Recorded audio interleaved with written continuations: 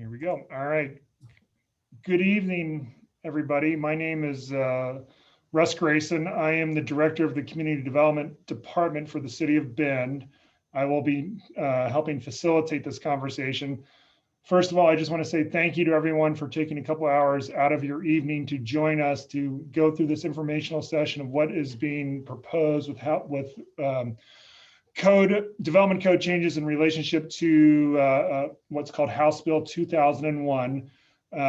This is planned to be a 2-hour session. I'm going to do quick introductions, go over kind of the agenda, talk about some key points about what we're going to be talking about, and then I'm going to hand it over to our team.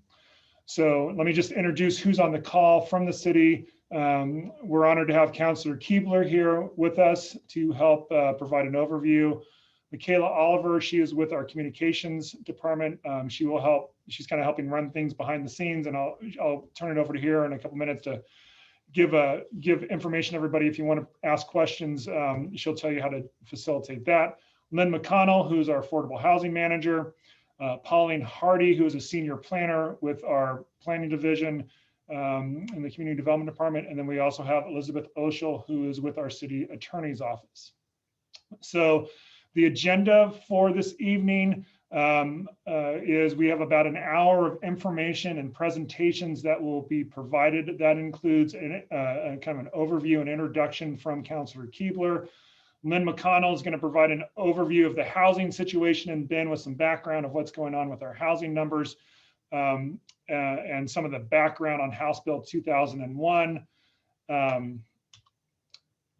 Then Pauline is going to come on and provide a review of the kind of the technical aspects of the proposed code amendments and the process that was developed to get them into a draft form. And then we'll have around an hour of Q&A that hopefully we can provide to help answer some questions. So just a couple of key points about this outreach session.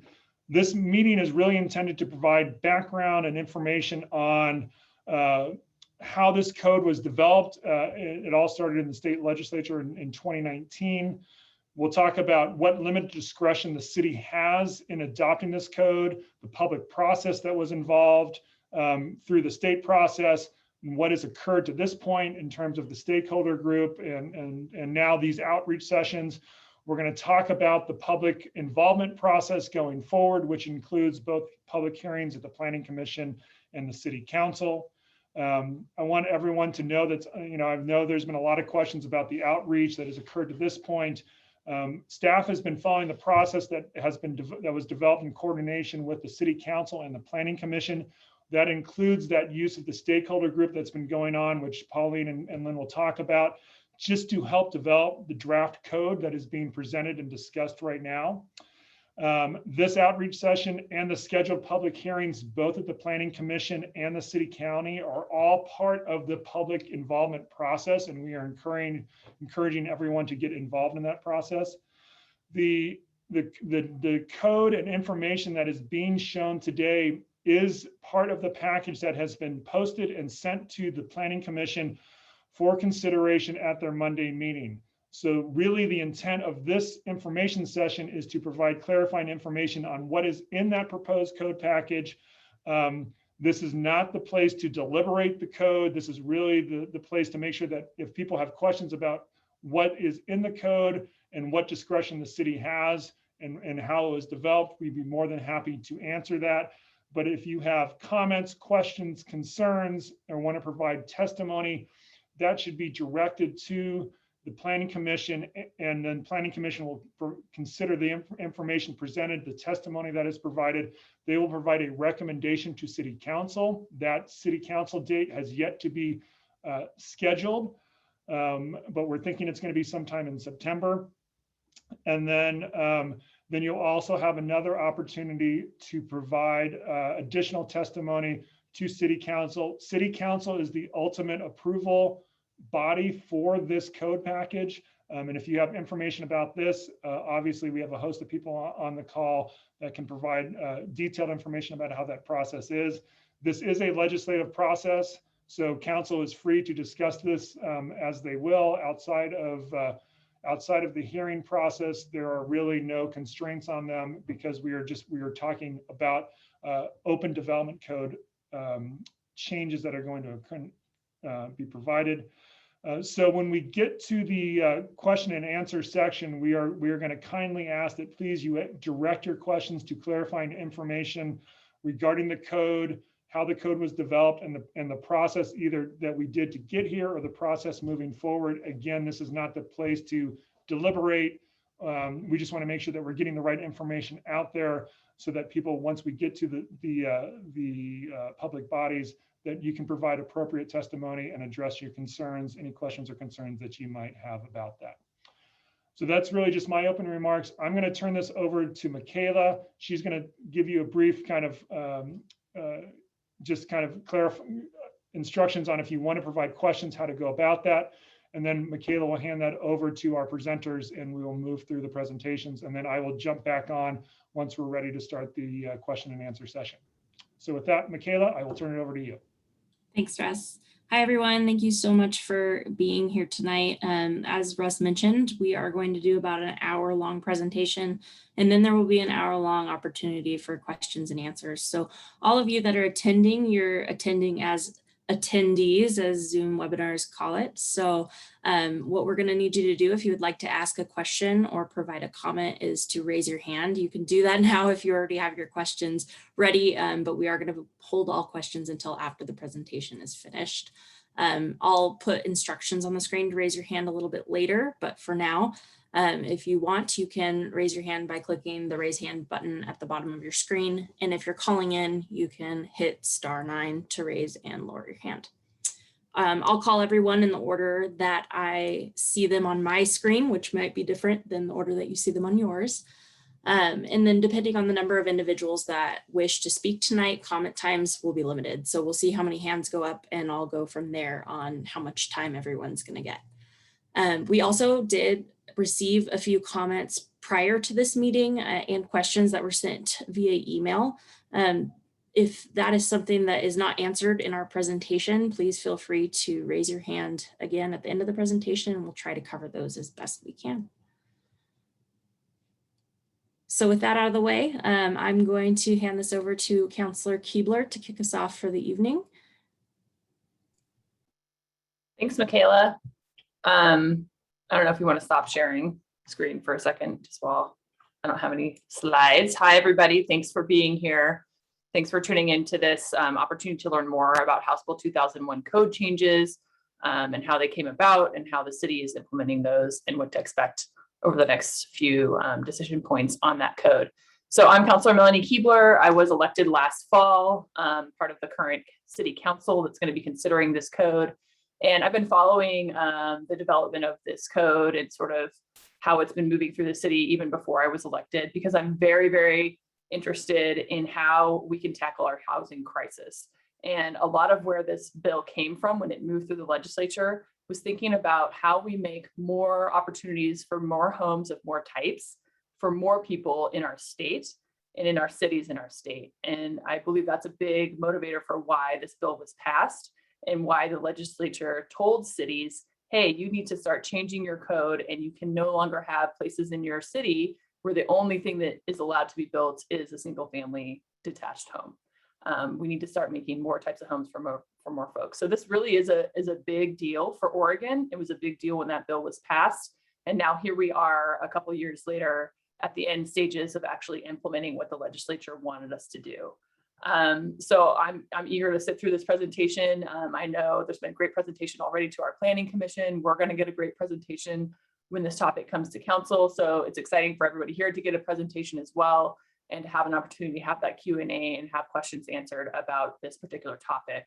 As you're going to see from Pauline when she talks about how this code came to us and what we need to do per state law, we don't have unlimited discretion in how we implement the idea of allowing more middle housing in Bend. The state made rules that said, these are the paths you need to go down. Here are sort of the sideboards of where you can't go. And this is how we want you to implement this code and put it into your own city code as we, on a certain timeline that they've given us. So we'll hear from Pauline about that. What the previous city council decided to do was to create a stakeholder committee to help advise our planning commission and our staff on how to really form the code and bring it up through our normal land use process. So the question for that group wasn't, if we should do this, but really how, what should it look like? And what are the discretionary areas that we wanted to work on when putting this code together for Bend. So the stakeholder group consisted of people who know how to build homes and build these types of homes and could lend their expertise. And that was supplemented by people who are parts of the Neighborhood Leadership Alliance, who are developers or architects, people who are experts in land use, and all people that had an interest and a stake here in what goes on in our community in Bend and how we develop. So we're really happy, I think, to be at this point where we're reaching the end of the process, where we can finally get this code moved forward and in place so that we can hopefully start seeing some results from it. And part of why I'm excited, and I think that council is excited about this, is that housing is really a #1 issue for us, as it has been for councils before us. And I don't think anybody watching would disagree that we have a serious housing crisis in Bend, and more people are being pushed out of our city. I just was reading stories today from people I know who are young professionals or a home with 2 accountants or people who want to start a family here, and they cannot afford a home, even though they've saved for years, even though they make pretty decent money. And now if someone is living in a rental and that landlord decides to sell that home, the options are so limited. People are thinking about maybe having to live in their car for the foreseeable future if they want to stay here in Bend. I don't think that's acceptable for our community. We want to have a community that welcomes all types of people from all walks of life and people that make all different types of incomes. And we want to have housing options for them so that they know that there's somewhere that they can afford to rent or buy in our city, and they're not going to be priced out and have to move out of our great community. So that's also what plays into why we have some urgency right now. If you've been paying attention to actually the median home prices, the escalation over the past year has been frightening, I would say, almost shocking how quickly home prices have gone up and how little homes are available for people who want them. So that's why we've directed staff to ensure that this code package proceeds quickly through the public process. And that's part of our effort to respond to all of that compelling ongoing testimony and like the stories that I've heard from our neighbors about their struggles to be able to secure safe and affordable housing in Bend. So again, thanks for everybody attending today. Thanks for your attention to this topic. This will be recorded. So if there's anybody you know who's interested in this that couldn't make it tonight, they'll be able to watch it back later. And I'm excited to get into the presentation. Thanks.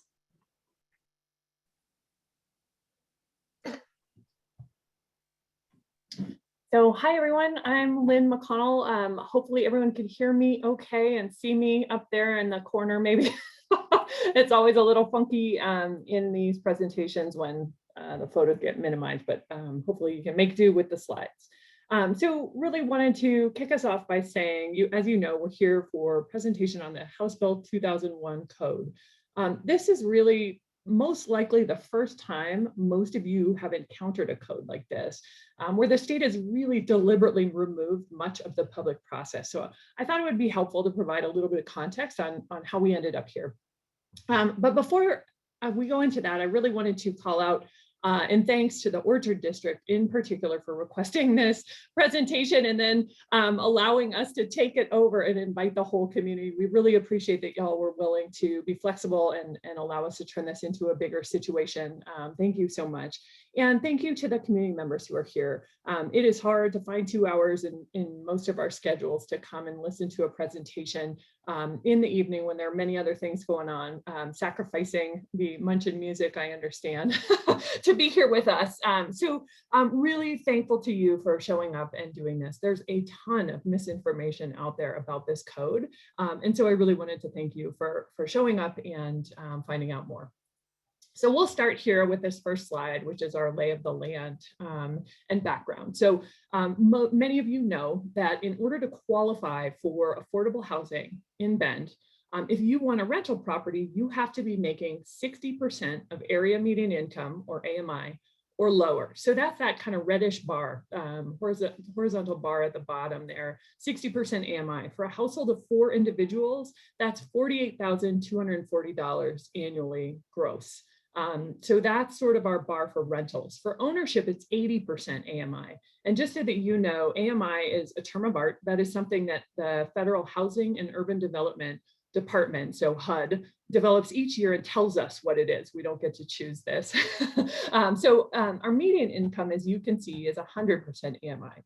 So 80% AMI being the top out for true publicly supported affordable housing in Bend means that there are a whole bunch of people here who do not qualify for affordable housing, not to mention the many who do qualify and cannot get in because we don't have enough of that either.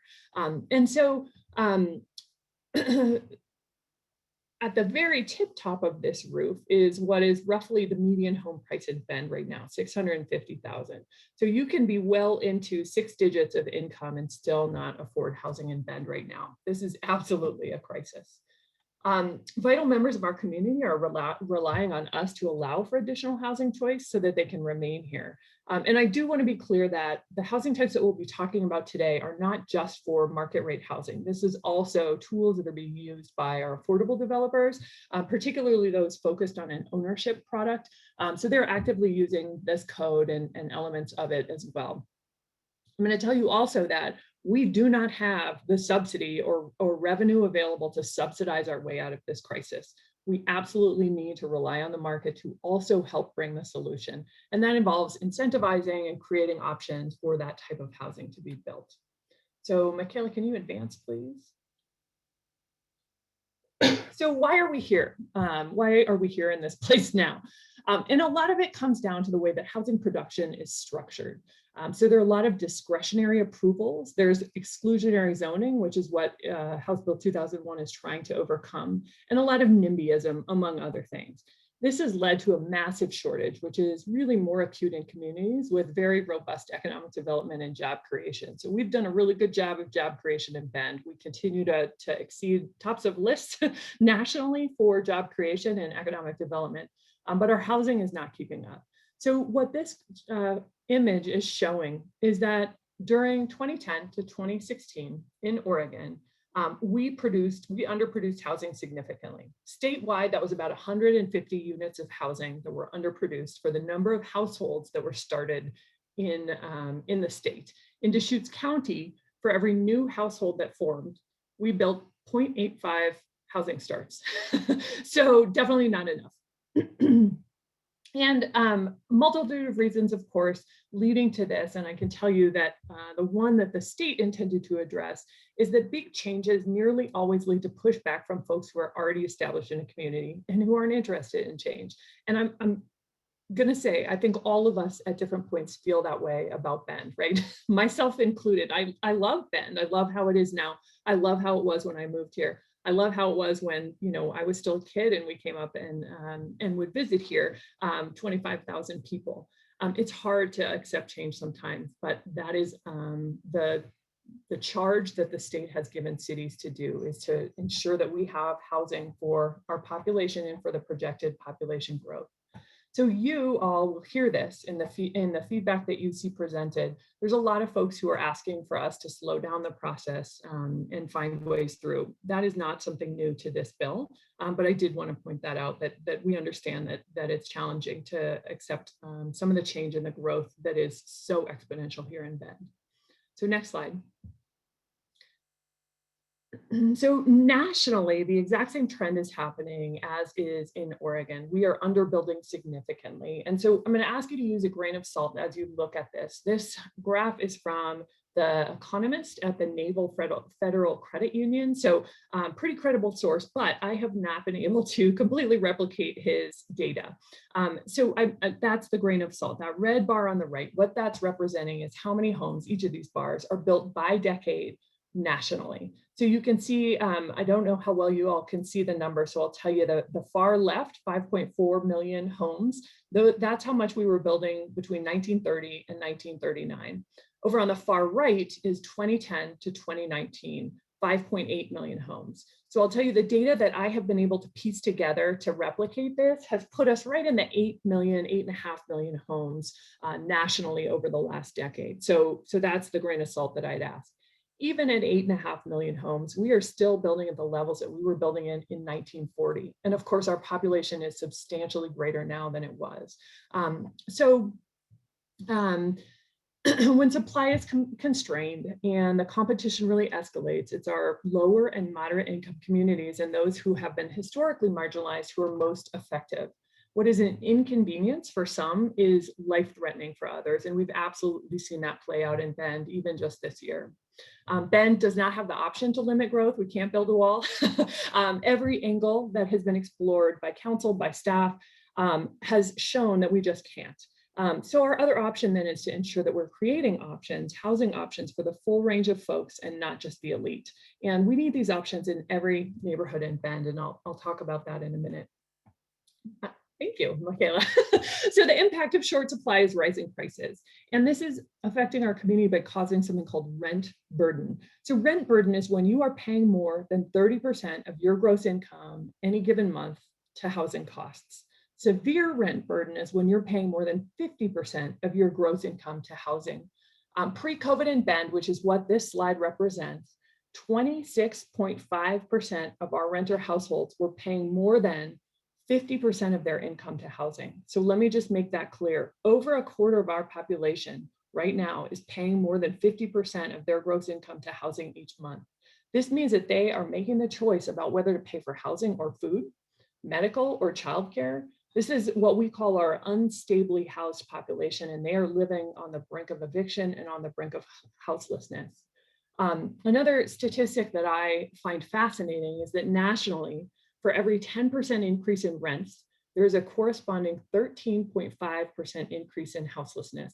And Bend's prices have risen approximately 40% in the past year. So if you're noticing an increase in houselessness, community members living on the street or in vehicles or in your neighborhood where you never anticipated that they would be, this is exactly why. So the data is going to take some time to catch up. We know we've had a lot of in-migration over the past year, but each of us have heard from folks who are struggling to make it work here. And that, as Melanie pointed out, Councillor Keebler, really is not limited to just a few income levels. This is absolutely across the spectrum. So switching gears a little bit, folks in Bend talk a lot about the need for the market to provide housing, and largely I absolutely believe that they are right. However, I do believe that it's vital that we understand one of the reasons that we're in this mess and the fact that this is directly linked to government action in the past. So most of you may have heard a term called redlining before. This was something that happened. I'll walk you through it here. And that's what we're looking at right now, the redlining map of Portland from back in the day. So redlining was invented and perpetuated by the government, which was the FHA, the Federal Housing Administration, created in 1936 as sort of a depression recovery tool. The green areas in this map, or really in any city in the country at this time, were rated in demand, which was categorized or meaning they lacked a single foreigner or Negro. Where redlining occurred, financing was not available, not only for first-time buyers, but for those seeking financing for improvements as well. So if you wanted to take out a home equity loan and fix up your home, you could not do that if you were in a redlined area. Thus, it became kind of a self-fulfilling prophecy. The practice continued even into the 1960s in areas, and because a majority of household wealth is established through homeownership and equity, the shutout of certain households has led to an insane wealth and asset imbalance, and we see that every day. So practices along the lines of redlining were in place roughly from the 1930s through the 1960s. You can still find racial covenants in deeds today, and there wasn't a decent way to remove those in Oregon in particular until very recently. I believe our legislation that allowed for those to be struck without a massive process was right around the turn of the century, like this century. So when people talk about structural racism, this is what they're talking about. It's exclusionary zoning and fallout from redlining. Go ahead, Miguel. Okay, so comprehensive zoning, AKA what we use today, came to be after specific racial exclusion zones were struck down by the courts. That's redlining, with historical documents illustrating that the intent of this type of zoning, comprehensive zoning, was absolutely the same. So part of the best practice that was touted by the FHA was creating restrictive zoning ordinances that would continue to segregate populations from one another. And during this time, which was roughly 1945 to 1959, aspiring Black homebuyers received less than 2% of all mortgages in the United States. So there's no debate that the encouragement of zoning arose from the same segregation principles of redlining. And today, people of color, BIPOC community wealth is a fraction of white wealth in assets, in homeownership, and in liquid assets, which is cash. For every dollar a white household has on average, a Black person has 5 cents. And Black homeownership is typically hovers about 20% less than white. So when the white homeownership rate is somewhere in the 70% range, Black homeownership is going to be right around 50%. And of course, our Black community was dramatically affected by the last large recession in the way that the lending laws switched and the way that, that different mortgages were issued, I'll say. So while I believe the vast majority of the testimony that folks are providing is not coming from a place of racism, it's very impossible. We can't erase the past. It's also really difficult sometimes to see the structural inequities that sometimes exist without stepping backwards a bit and looking at these issues from a big picture. So just because Bend has looked this way since any one of us moved here doesn't mean that that's how it should be. Again, when folks talk about structural racism, this is it. And what you're looking at here is life expectancy in Baltimore in relation to redlined areas. So that redlined map is on the left. I'm sorry for not pointing this out first. Redline map is on the left, and on the right is life expectancy, with the darker areas being the higher life expectancy. So, and this is, I believe, from 2015 census data. So the effects of redlining are absolutely still with us and not going away. And we need a way to dramatically overcome that, is what the legislature was thinking. So in addition, research is firm that lower income children who grow up in what's termed an opportunity area, and please forget any reference to opportunity zones, opportunity areas, et cetera, that you've heard before. This is also a term of art, unfortunately overlapping with a number of other terms of art that use the word opportunity. So children who grow up within low income in opportunity areas, which is typically higher wealth areas, have better chance of success than those raised in lower income areas. What you're looking at here is a map of household income at age 35, depending on which census tract you lived in as kids. So this shows that it is vital to create housing opportunities for community members in all areas of Bend.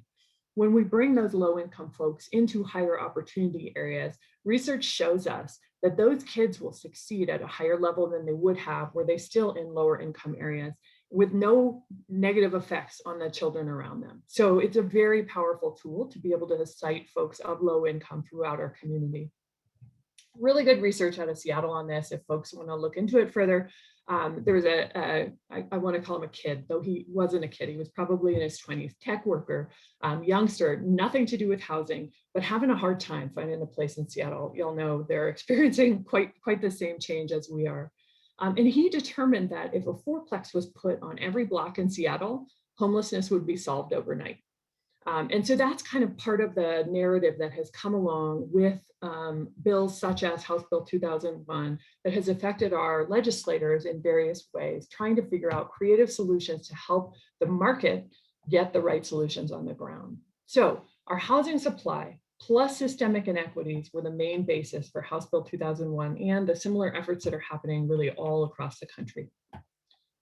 Next. So this hopefully helps explain a little bit about why House Bill 2001 is being lauded nationally as a civil rights victory.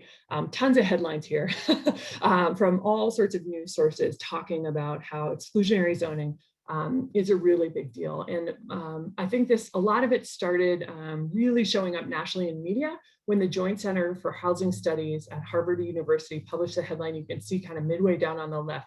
Eliminating exclusionary land use regulation should be the civil rights issue of our time. That's a bold, bold statement. Obviously, this publication happened before COVID, before some of the recent race relation changes that we've seen out there nationally, but it does show the gravity of this situation and how, at least pre-COVID and pre-George Floyd, this was absolutely seen by thought leaders throughout the country as a pretty big deal for us to overcome some of our systemic inequities. So, back one more, sorry. Our community is responding in just the way the legislature said that they would, by saying no, by saying slow down, or essentially fighting the changes proposed in whatever way they think they can. And again, I have no doubt that they're legitimate voices, and we recognize that the education is being asked for, and that's part of why we're here today. But the history of NIMBYism and killing development is something, again, that the legislature absolutely wanted to overcome. So let me be clear here. The purpose of this law is to remove the public's ability to say no. Because of the historic underproduction and the systemic inequities, the state absolutely intended to take away the public's ability to fight this. You have seen a lot of public comment, I'm sure, or heard, asking to ensure that the public has a say in the implementation, and for better or worse, here we are, the state removed our ability to weaken the impact of this law. So the way I like to think about it as a working mom is that cities got grounded. We are grounded. We did not do the homework our communities needed. So mom or the state stepped in to take our privileges away. If we do not act, we will end up with a model code, which is in many cases offers less than what we've created today: less parking, less siting and design options, and less choice. Oregon is the first state to do this in the country, but we are in good company. Minneapolis is next to us. They passed a very comparable law. Discussions have arisen pretty much everywhere, from Connecticut to California, Atlanta, Detroit, Boston, Berkeley. This has been a significant academic push for a while, as you can see by these headlines. So, okay, next. So here's a rough timeline for y'all about the process of including middle housing in Bend. I want to point out first that if you walk around our historic district, you'll see middle housing all over. This was very common before folks figured out redlining, before when FHA was created, and before folks figured out exclusionary zoning. This was absolutely it. And what it allowed was for your teacher to live next door to you, and your nurse to live around the corner, and a wide variety of different incomes and interests all on one street. Our active missing middle housing push began in 2014 with the Cottage Code, and community feedback continually on the need for additional housing types and affordability by design led to the Stakeholder Advisory Committee, where representatives of many interests were tasked with representing their group and ensuring the group they represented were informed on the process and discussions throughout the past several years where this has happened. This committee has been functioning in some manner for several years. So while this is a summary, you should know that each of these benchmarks listed here involve countless meetings, discussions, and outreach, in addition to the process required by land use, which is really what we began with the work session at Planning Commission last month.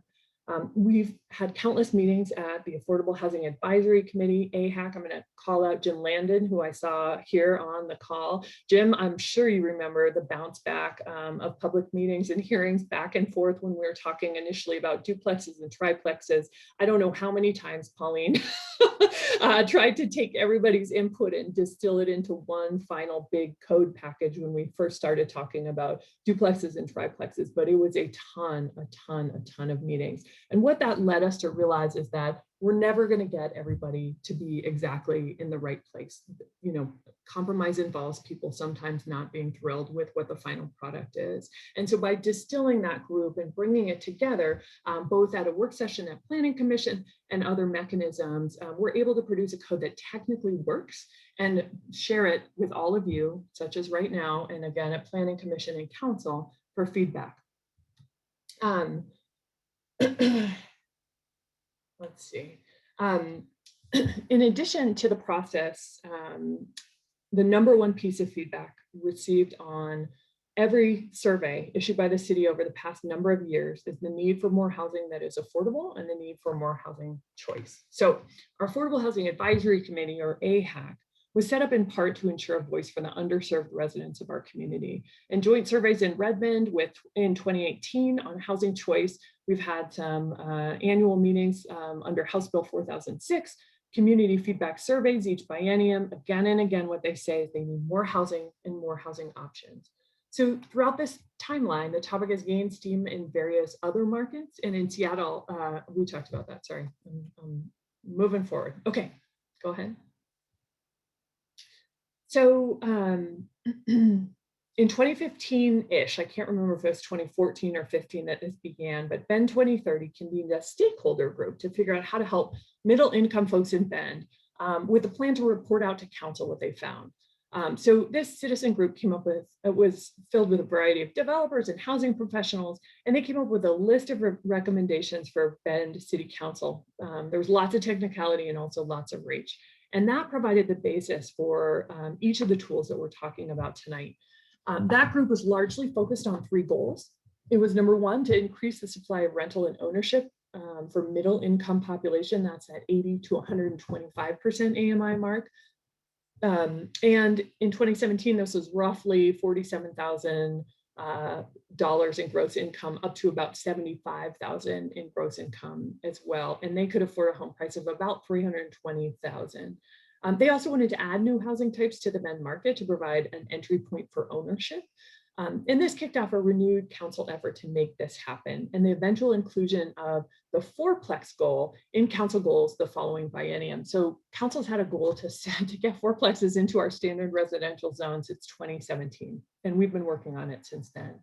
So the 4-plexes goal is the reason this work session structure is in place today. And I mentioned the back and forth with many public meetings talking about plexes generally, trying to get to a good place where everybody was not thrilled maybe, but at least able to accept what was coming. And I believe we had at least 10 presentations, public meetings, public hearings as part of that effort. So next, alignment of House Bill 2001 with our goals. So our UGB goals, the urban growth boundary expansion, will not happen without efforts towards infill and increasing density within the existing UGB. We don't get to just say, okay, we want to draw a new boundary, this is where we're going. We absolutely have to demonstrate to the state that we are working to densify internally. If we don't, we get revoked basically in our request for a UGB expansion, and that's what happened in early 2000s in Bend, or mid 2000s, I should say. So the values expressed in our comprehensive plan and in our goal frameworks are here, and they are embodied in this work. So I just wanted to give you guys a little bit of an outline. By the way, that's a middle housing development there on the right. A little bit of an outline of kind of how we ended up in this place, whether or not that's where we all would have chosen to be with or without state regulation on this. This is where we are, and moving forward with the options that we have in front of us from the legislature. I think that's it from me. So I will hand it over to Pauline. Thank you. Great, thank you, Lynn. It was a lot of information and very important information to lead up to how we got to where we're at today. So I'm going to dive in specifically on the House Bill 2001 requirements and the process that our stakeholder took to get to where we're at today, and then give background and what the actual code amendments are for the proposed draft. So the House bill was adopted in 2019, so it's been around now already a couple of years. The bill is very specific on what cities our size are required to do. The 2 things are, we have to allow a duplex on every single lot that we allow a single family detached dwelling. And we also have to treat them the same. In addition, we have to allow what the state calls other middle housing types. So that's the triplexes, quadplexes, cottage clusters, and townhomes in areas zoned for residential uses that allow for the development of detached single family dwellings. And we already allow a lot of these uses today. We just need to bring them in compliance with the House Bill 2001. We also may regulate siting and design standards for this type of middle housing. And siting and design standards is everything but density and lot sizes. So it's setbacks, it's height, it's lot coverage, parking, floor area ratio, and design standards such as percentage of windows on a building, or where the front door has to be and how wide can the garage door be. So those are design standards. Next, please. The state developed 3 paths for a city to choose on how they want to implement House Bill 2001. And Lynn and I both sat on the rulemaking to help create these paths. And the rulemaking, which was adopted in December of 2020, established the organ administrative rules, which is considered minimum compliance. We at least have to do that. They also created 2 model codes, one for smaller cities and then one for large cities, which is City of Bend, that we can comply with. Or a third alternative to get to where you are in compliance is if you want to propose something that isn't allowed or wasn't thought of up during the rulemaking process, you can propose an alternative siting and design standard. So I think a good example of what this process's intention was for is prior to all this getting adopted, Portland adopted a residential infill project, and they adopted visibility standards. So, and I don't know the exact details, but the visibility standards basically, if a developer improves the first floor to be somewhat accessible above and beyond what is required, then they get incentives. Well, that is considered, that is not part of the minimum compliance or the model code, but it is definitely a benefit to the public, but it might cost more. Next slide. So through this alternative siting and design standards, if you want to propose something like this visibility standard, you have to go through a process and present analysis and findings to the Department of Land Conservation and Development. And the findings are very specific, and you cannot propose something that would cause unreasonable cost or delay. And more specifically, you have to make the findings A through F, with F being in bold, because this is one of the more important ones. When you propose something to the state that isn't necessarily allowed, you have to show that the time and cost proposed by this unique standard is proportionate to the public need or interest that the standard fulfills. So this visibility standard, yes, it might cost a little bit more or take a little bit more time to construct. However, there is definitely a public need. So there's a proportionality there that could be justified. Next, please. So the stakeholder advisory group that worked on all these amendments was formed in 2019. And the state was still working on developing and drafting the organ administrative rules and the model code. And so we began working on council's goals at the time, and that was to develop micro units and small dwelling unit code. And that was adopted in October. And again, the state didn't adopt the organ administrative rules on the model code until December. However, they were far enough along where we, as a stakeholder advisory group, could at least start meeting to review the draft administrative rules and become more familiarized with them. So we started meeting in September of last year. We held 11 meetings to discuss the organ administrative rules, the model code, and the alternative siting and design standards for missing middle. And again, we held 11 meetings and we met up till April of this year. The next slide, please. The stakeholder advisory group, as Councilor Keebler mentioned, is comprised of several different members of our community. It included representation from our city advisory committee. So we had 1 member from our city council. We had 1 member from the Planning Commission and 1 member from the Affordable Housing Advisory Committee. We had 2 members from the Neighborhood Leadership Alliance. And then we also had members who had different backgrounds. So like Audrey Allen, she's a designer and has helped design some habitat developments. Jesse Russell is a developer here in town who focuses on small housing. So he's done some cottage housing developments and some small dwelling unit developments like the Hiatus. And then we had representation from larger developers like Polish and Hayden. We had representation from different organizations. So Central Oregon Businesses or Builders Association was on it, Central Oregon Land Watch, and also 1,000 Friends of Oregon participated. And then there was several members that represented different neighborhood associations, including the Orchard District, Summit West, Southern Crossing, and the River West Neighborhood Association. So next, please. So the Bend Development Code, I'm going to focus on the amendments here. There are amendments to the Bend Comprehensive Plan. However, the time that we have allowed tonight, I just want to really dive into the Bend Development Code amendments. So this is high level. This is what the Stakeholder Advisory Group looked at. We looked at density, which is being proposed with no maximums. And I'll go into more detail with each of these. We looked at lot sizes, which are being reduced, parking, which is proposed to be reduced, floor area ratio, which is proposed to be, it says revised here, but it's actually being proposed to be deleted. And lot coverage, setbacks, those are no changes. And there's slight changes for height. The residential compatibility standards, I will go into detail about that, but it is proposed to be deleted. And then design standards that we have today for duplexes and triplexes are being deleted. And we are proposing new design standards, not for duplexes, but for triplexes, fourplexes, and townhomes that deal with garage, front door, and window coverage standards. And then the cottage cluster developments, that's an entirely new type of development alternative that will be proposed for the development code.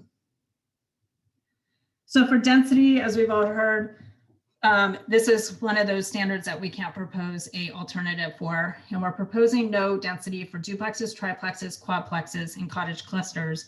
Townhomes, there is a way to have a maximum density, but the Stakeholder Advisory Group agreed that it would make it very complicated for a development that has a number of mixed middle housing in it to require density for townhomes, but not for the others. So proposing no density for townhomes as well. So all middle housing will be with no density. And then in addition, we met with several representatives from affordable housing developments and talked to them about density. And they were interested in eliminating the maximum density for multifamily deed restricted affordable housing. This does not have to do with House Bill 2001, but since we are looking at density, we did meet with them and we proposed this to the Stakeholder Advisory Group, and there was support to eliminate the maximum density for multifamily, which is 5 or more units for deed restricted affordable housing. So there's a lot of information on this chart, but I'll walk through it, and it's important that you understand what the lot sizes are today, what is allowed under OARs, our minimum compliance. The fourth column is the model code and what is being proposed. And again, the Stakeholder Advisory Group did discuss in certain cases the alternative siting and design, but really focused on a combination for code amendments that was either in compliance with the Oregon administrative rules and or the model code. So for lot sizes, the amendments have already been made for some of the districts. So for low density and standard density residential, we're already in compliance. And compliance with the Oregon administrative rule for lot sizes for a duplex states that you cannot have a lot size that is greater than what you require for a single family dwelling unit. That is exactly the same as what the model code states. So basically the proposed amendments make the lot sizes the same as what we require for a single family dwelling unit, which we already do for low density and standard density residential. And we're adding new requirements for medium and high. And then a triplex is a little bit different. There is some different options that you can choose for developing lot sizes for a triplex. So today in the low density residential district, a triplex is only allowed on a 20,000 square foot lot. And then in our standard density residential, it's on a 9,000 square foot lot. And the other two districts, there is no minimum lot size today. The minimum compliance would, go back.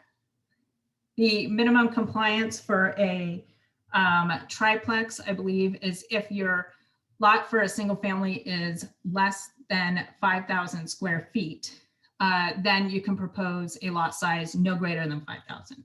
So for our RS, for example, it is a 4,000 square foot lot size for a single family. So we can do proposed lot sizes that are no greater than 5,000 square feet. If they're greater than 5,000 for a single family, then you can do a lot size no greater than what you require for a single family. The model code suggests or requires that you only allow triplexes on the same size lot as a single family. And the Stakeholder advisory group took a little bit of both of these. So for our low density residential and our standard density residential, we are in compliance with the model code, and we're going to propose that a triplex can be on the same size lot as our single families. And then for the medium and high density residential, because single family is allowed on less than 5,000, we are proposing lot sizes of 4,000 for the medium density residential and 2,500 for the high density residential, which is in compliance with the OARs. Next. Similar exercise for a quadplex. Today, they're not even allowed in the low and standard density residential district unless they're part of master plan. So first off, we're going to permit quads in these districts. And then if they're in the medium and high density residential today, there's no minimum lot size. What is being proposed again is a combination, similar wording under the OARs. It's dependent on the lot size. If the single family home is on a lot 7,000 square feet or less, then the lot can't be any larger than 7,000. Model code suggests or requires that you would allow a quad on the same size lot as a single family dwelling. And as you can see on the right, the proposed column, we are proposing that in the low and standard density residential districts, they would be allowed on the same size lot as a single family dwelling unit. And then in the medium would be 4,000 and the high would be 2,500.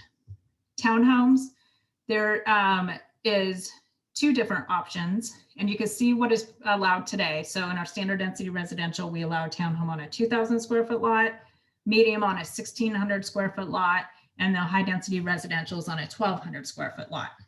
We are proposing what is in the Oregon administrative rules, which is an average of 1,500 square feet. And then the model code doesn't require any lot sizes. You just use the development standards that would dictate the lot size. So the stakeholder advisory group proposed that we would use the average of 1,500 square feet for all the districts, except for high density residential. We're already at 1,200.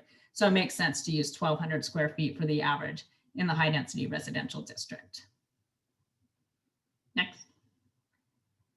Thank you. So floor area ratio is an interesting one for the city of Bend because it's kind of all over the board. It's not a blanket requirement for all housing in Bend. And that's one thing I want to make sure everyone understands. Today, we do not have a floor area ratio that applies to every single lot in Bend. We have certain situations where it applies. So if you were to do a quadplex or a townhome today in Bend, there is no floor area ratio. If you were to do a duplex or a triplex in Bend, there is only a floor area ratio of 0.6 in the standard density residential district. So if you were to do a duplex in the low, medium, or high, or triplex, there's no floor area ratio. Anyone that proposes to do an accessory dwelling unit would have also a floor area ratio of 0.6. Then there's this unique areas in the city of Bend where single family detached may have a floor area ratio. So it's based on this date of December of 1998.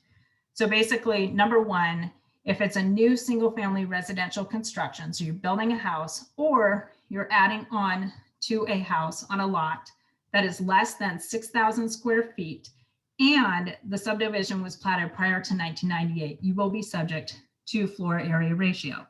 This does catch some people off guard because they buy a house in an older neighborhood with the intentions of adding on.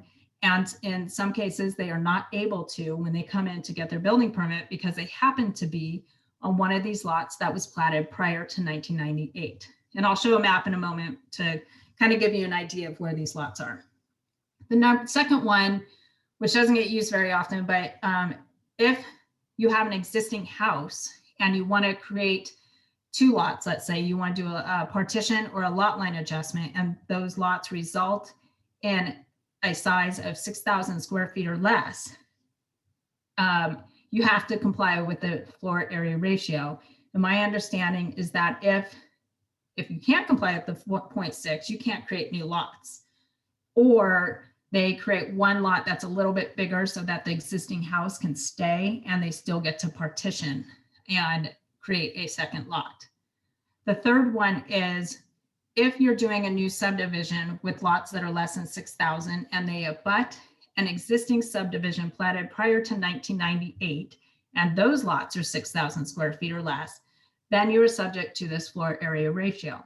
One easy way around number 3 is you would make those lots 6,001 square feet, and then they are not subject to the floor area ratio. Next. This map that you're going to see is actually, I mean, it's hard to fit a City of Bend map on a small screen, but this is my attempt. The areas that are in kind of the red color are the areas that were platted prior to 1998 that are 6,000 square feet or smaller. Those are the areas where this would apply. And several of these areas, particularly in the southwest and then other areas scattered throughout, have been replatted. Once they are replatted, this also goes away and they would not be subject to this 0.6 floor area ratio. The only other time the 0.6 floor area ratio does come into play, regardless of when you were platted, was if you are developing a flag lot. Next, please. So here's the proposed floor area ratios. We just discussed when they apply in certain situations in the City of Bend. What the Oregon Administrative Rules says is if you're going to apply a floor area ratio to middle housing, it may not be more more restrictive than what you apply to a single family dwelling unit. If you use the model code, they don't have a floor area ratio for duplexes because they just treat them without any floor area ratio. If you were to do the model code and use a triplex and quads, you can propose a floor area ratio based on what is on the screen. So it's based on the lot size of what is for a single family in the same zone. So if you have a lot, for example, and a lot of our single family is 4,000, you would have a floor area ratio of 1.1 in the RS, or standard density residential district. If the lot is for a single family detached is less than 3,000, which is the case in our medium and high density, you can propose a floor area ratio no more than 1.4. So these are significantly higher floor area ratios than what we use today, which is 0.6. And it does say up to, so there is room on what floor area ratio you're going to use. But the stakeholder advisor group, after reviewing what lot coverages today allow and how we apply not uniformly floor area ratio throughout the City of Bend, proposed a 1.1 floor area ratio for only 3-story residential uses in the standard density residential zone, and no floor area ratio for all the other zones. Floor area ratio does help control the massing of a building, as does other requirements in the proposed draft, such as lot coverage, height requirements, setbacks. And again, floor area ratio has not been used all over the City of Bend today. It's only been used in those cases that are in those requirements that we've talked about. And the proposal is to pretty much eliminate floor area ratio, rely on the other standards to control the mass and scale, except for if you're in the standard density residential district and you want to do a 3-story building, then you would be limited to 1.1 floor area ratio. Next. Lot coverage is not changing. I just wanted to highlight what it is today. It's fairly low in our low density residential district. You can only cover your lot with 35% of buildings. So I don't know if I said that correctly. So this is the percent of how much of your lot can be covered. So 35% for low density residential districts. And in a standard density residential, it's 50% for single stories. And then once you go over single story, it's 45%.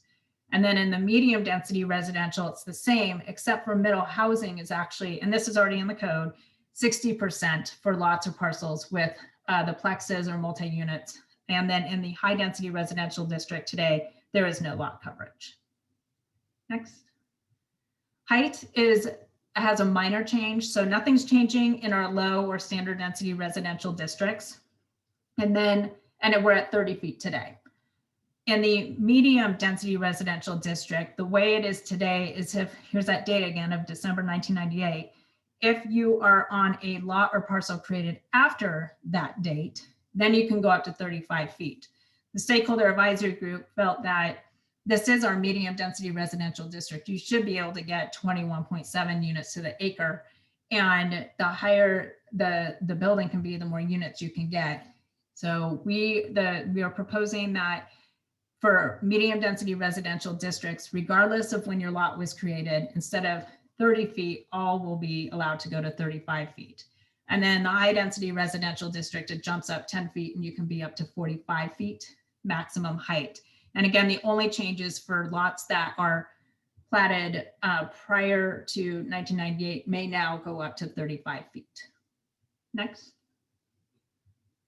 So the residential compatibility standards, you know, I sit in a lot of pre-apps with the planners and see different developments get proposed. And quite often when we look at projects that fall within these standards, they end up losing lots. And the intent of House Bill 2001 is to make it easier to develop middle housing. And when we see barriers that actually cost us lots that could be developed, it is something to think about removing from the code. So the residential compatibility standards have been around for years. And at the time, and still today, I suppose, they provided buffer between existing neighborhoods and new lots or new parcels. Well, the proposal or the standards protect properties. So they're considered protected properties if they're 20,000 square feet or greater that are zoned either standard density residential or low density residential. And so again, they have to be 20,000 square feet or greater.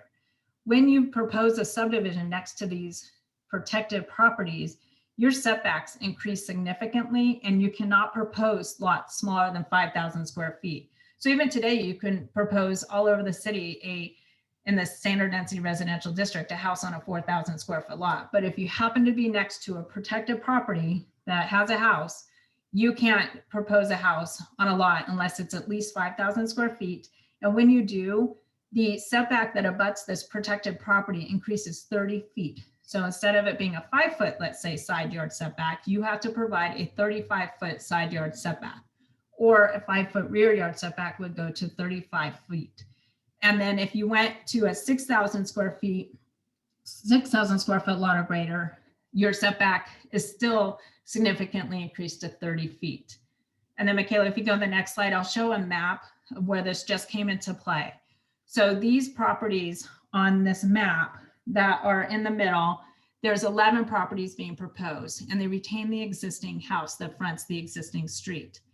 As you can see, the one street, Gary Drive, is going to punch through, but then adjacent to these new lots are protected properties. They're the two properties at the bottom of the screen are considered protected properties because they are over 20,000 square feet.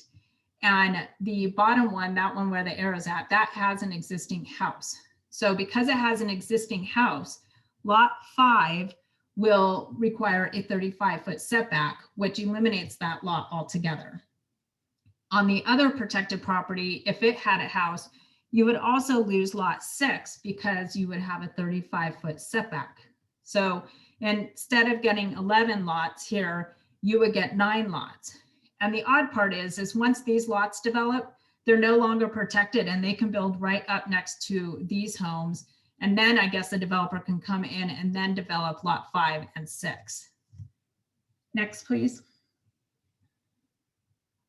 So proposed design standards are an attempt to reduce the prominence of the garage and to bring the front door forward. So we're planning for people, not so much for the planning for cars, I suppose is what you would say. And these design standards would apply to triplexes, quadplexes, townhomes. They don't apply to duplexes because we do not have design standards for single family detached dwellings. And we have to treat the duplexes the same as we treat the single family detached dwellings. Next. So I'll just breeze through these because I'm looking at the time. I'll make sure we have plenty of time for public comments or questions. And so the proposal here is to reduce the prominence of the garage. So the garage door width will have a certain percentage of the front of the house that it can be. In order to provide an incentive and bring the front door forward, they can get a little bit wider garage if the front door is within 10 feet of the longest facing wall. And again, attempt to bring the front door forward and less prominence of a garage door. Next. The next one provides some options so that we see the front doors from the street and not just the garage doors. And there's 4 options here. They can face street, they can be at an angle, they can open up to common space, they can open up onto the porch. And then the next slide is a window percentage requirement, which we don't have today. And it allows up to 50, or requires, I should say, a minimum of 15% of all street facing facades to include windows and or doors. And so like the areas that you would measure, like the gabled areas and garage doors and blues and roofs, they're in white, they're not included in the base calculation. You basically measure the walls of the house, and 15% of those have to be windows or doors that face the street. Next. So parking, I'll walk through this one a little bit slower. The chart is set up the same way as we looked at when we looked at lot coverage and floor area ratio. The uses are on the left. The Bend Development Code is the second column, what we currently require today for duplexes and triplexes. And then the OARs and model code are the middle columns, and then what is being proposed. So today, a duplex requires 1 space for a 1 bedroom. And then if it's 2+ bedrooms, you get 2 spaces per unit. The Oregon administrative rules say you can require a maximum of 2 spaces total for a duplex. The model code does not require any parking, and the proposed code is in compliance with the model code and does not propose any parking. These are minimums. So if a developer wants to put in parking, they definitely can put in parking. We're just not saying that they have to put in a certain amount. For a triplex, the requirements are similar to, or maybe identical to a duplex. And then the minimum compliance, or OARs, are a little bit different. It's basically depends on the lot size that the developer builds on. So the smaller the lot, the less parking requirements. So it almost incentivizes a developer to find smaller lots or create smaller lots, because then they can provide less parking. So if you have a lot that's less than 3,000 square feet, it's only 1 space for a triplex. A lot that is between 3,000 and 5,000 square feet is 2 spaces, and a lot greater than 5,000 is 3 spaces. The model code is very similar, and it basically just breaks it up. If you're less than 5,000, it is 1 space per development, and in zones with the minimum lot size of 5,000 square feet or more, it's 2. So the model code is based on zones, not based on the lot size. And the zone, for example, in the RS for a triplex, we're proposing a 4,000 square foot lot. So a triplex would only require 1. However, the stakeholder advisory group was supportive of treating triplexes similar to how we're treating duplexes and not having any minimum parking requirements for a triplex. A quad, set up very similar to how they regulated triplexes. The OARs are the same. So if it's between 3,000 and 5,000, it's 2 spaces total for a quad. So in the RS, if we were to go with the OARs, and they, I guess it wouldn't be RS, it just depends on the lot size, I'm sorry, that the developer builds, and they choose to do a 4,000 square foot lot with a quad, it would be 2 spaces total. And then the model code breaks it down. Basically, if you have a minimum lot size of less than 5,000, it's 1 space total for the development. And if it's 5,000 square feet or bigger, then it's 2 spaces total.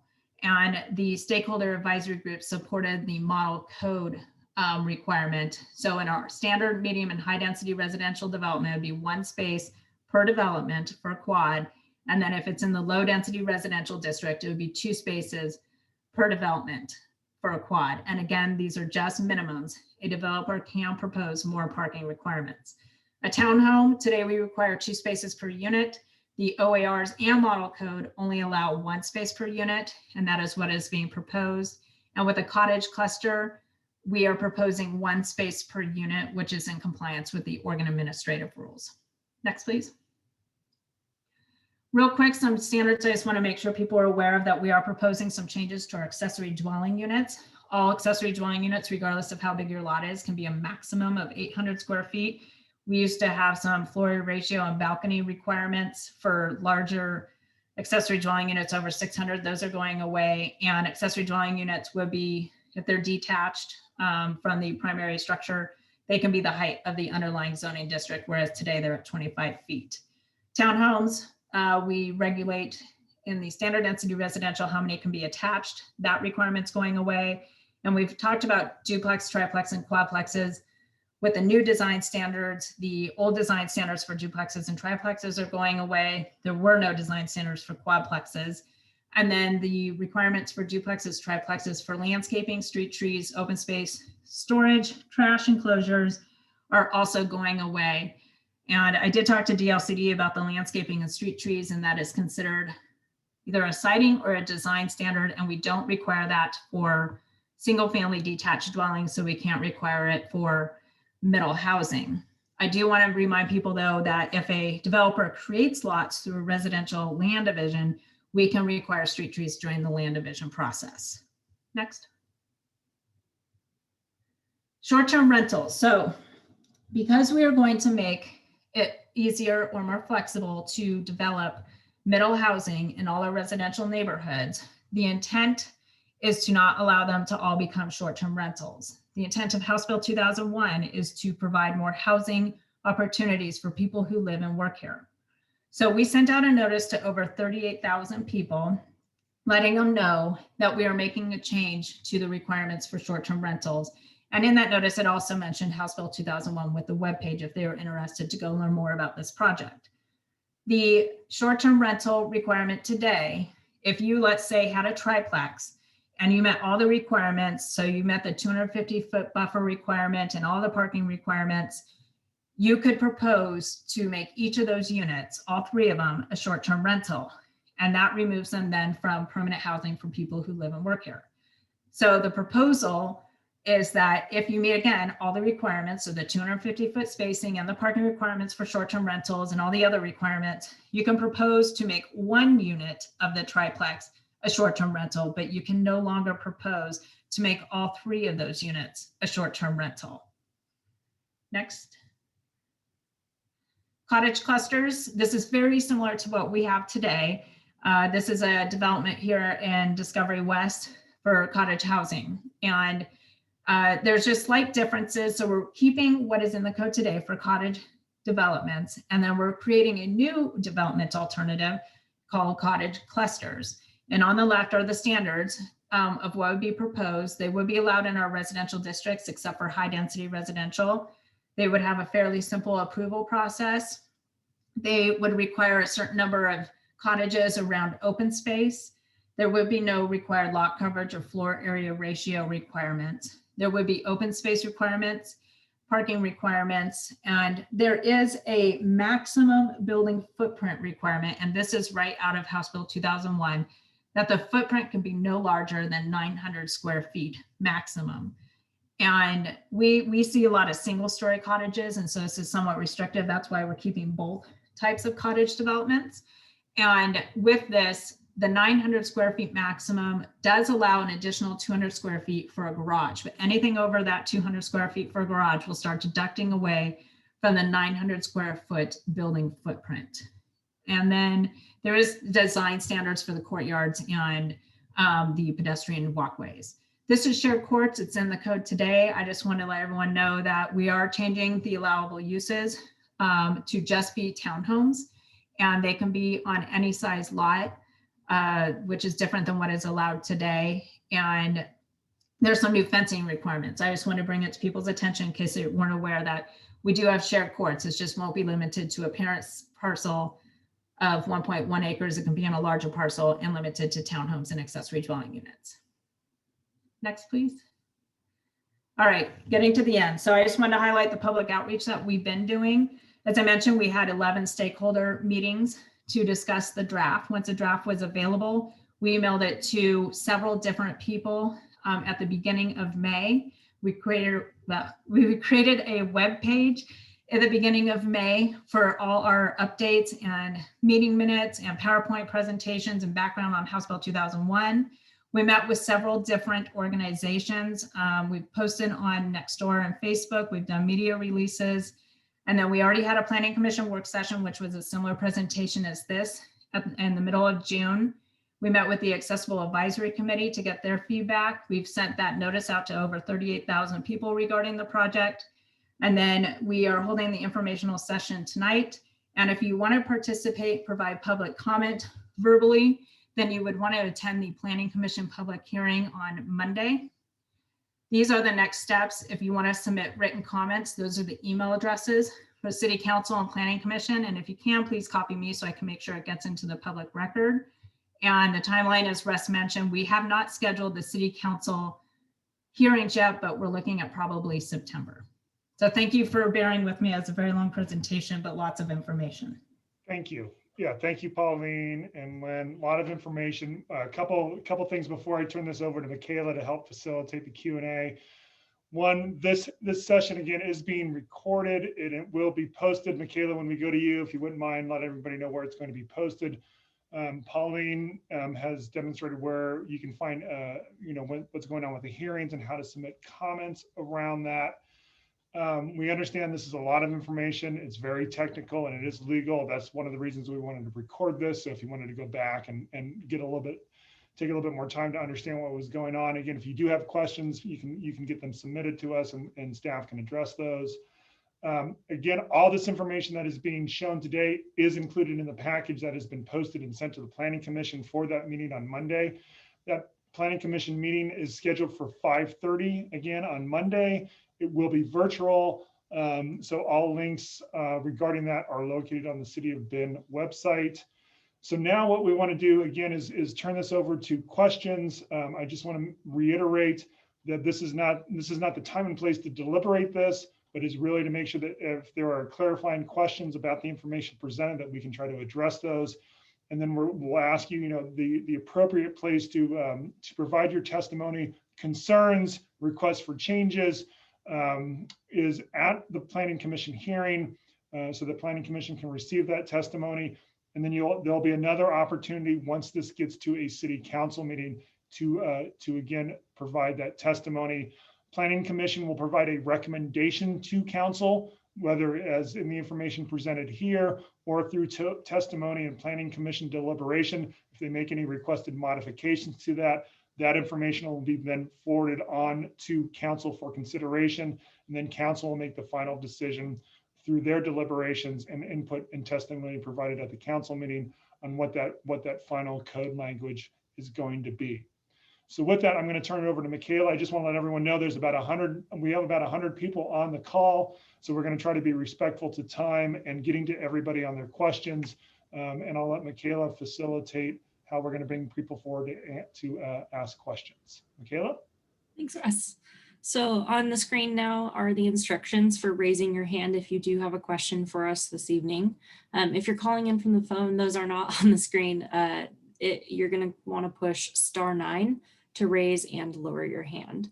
So if you can do that now, I'm going to count up how many people we have that want to speak, and then we'll put a timer on it. A few more seconds.